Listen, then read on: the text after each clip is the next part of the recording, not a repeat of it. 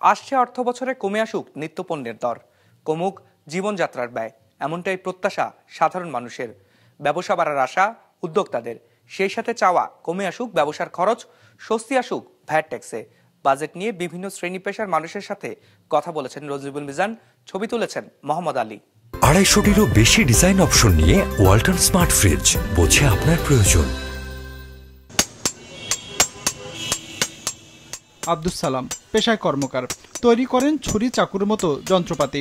32 বছর ধরে এই কাজ করছেন তিনি। এখান থেকে যা আয় হয় তাই দিয়ে চলে সংসার। তার এই জীবন সংগ্রামে অর্থনীতির হিসেব নিকাশ আর বাজেটে খুব একটা জায়গা নেই। তবুও প্রত্যাশা যেন পেট পুরে খেতে পান 3 বেলা।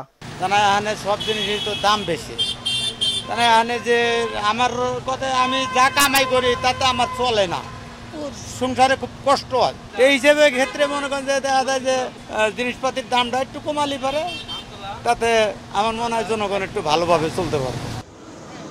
মোহাম্মদ আবু বকরও চাপে আছেন জীবনযাত্রার ব্যয় নিয়ে। বেসরকারি চাকরি থেকে যতটুকু আয় তাতে সংসারটা চলে ঠিকঠাক, কিন্তু ঘুরতে যাওয়া কিংবা শখ মেটানো দায় হয়ে যায় তার। হয় না পরিকল্পনা মতো সঞ্চয়ও। তাই তো আসছে অর্থ বছরে সেই অতৃপ্তি ঘোচাতে চান তিনি। বাজেটের পরেই কিন্তু আমরা একটা দুশ্চিন্তায় ভুগি যে কখন যে কি বেড়ে যায়। তো সেক্ষেত্রে সরকারের কাছে আমার এটি অনুরোধ থাকবে যে দ্রব্যমূল্য প্লাস দেশের সার্বিক অবস্থা বিবেচনা করে সেইভাবেই বাজেট পাস করা উচিত। বাজেটকে ঘিরে প্রত্যাশার কথা বলছিলেন ইলেকট্রিক পণ্যের ব্যবসায়ী আবু সুফিয়ান। মিরপুর 12 নম্বরে মুসলিম বাজারে তিনি ফ্যান লাইট সহ যেসব পণ্য বিক্রি করেন সেসব পণ্যের দর বেড়েছে 8 থেকে 10 ভাগের মতো গেল 1 বছরে। এর প্রভাবে ক্রেতা কমেছে বিক্রি। তাই তো আসছে বাজেটে ইলেকট্রিক পণ্যের দাম কমার প্রত্যাশা তার। প্রত্যেক বছর যখন বাজেটে পণ্যের দাম বৃদ্ধি পায় তখন সেক্ষেত্রে আমাদের সবারই অসুবিধা। কারণ যারা ক্রেতা এরা সব কিছুটা হিসাবের মধ্যে থাকে। জিনিসপত্রের দাম যখন বৃদ্ধি হয় তখন এরা চাইলেও অ্যাভেলেবেল কিনতে পারে না। সেক্ষেত্রে বেচা বিক্রি অনেক কম হয়, আমাদের ব্যবসার উপরে ভালো একটা প্রভাব পড়ে।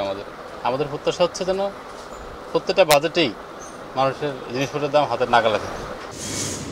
আর কামাল হোসেন জানালেন অর্থনীতিতে এসএমই খাতের অবদানের কথা।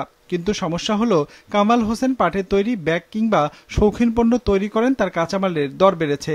ব্যবসা পরিচালনায় ব্যাংক থেকে ঋণ নেওয়া হলেও দিতে হচ্ছে বাড়তি সুদ। তাই তো নতুন অর্থ বছরে ভ্যাট ট্যাক্স কিংবা ব্যাংক ঋণের সুদ হার কমিয়ে আনার দাবি এই উদ্যোক্তার। ভ্যাট ট্যাক্সটা সহনীয় পর্যায়ে থাকবে, আর ব্যাংক ঋণটা খুব সহজলভ্য এবং সিঙ্গেল ডিজিটে আনবে গভর্নমেন্ট।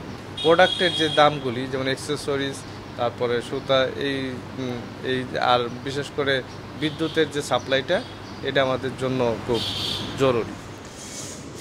গণমানুষের এসব প্রত্যাশা কতটা পূরণ হবে তা জানা যাবে বাজেট ঘোষণার পর।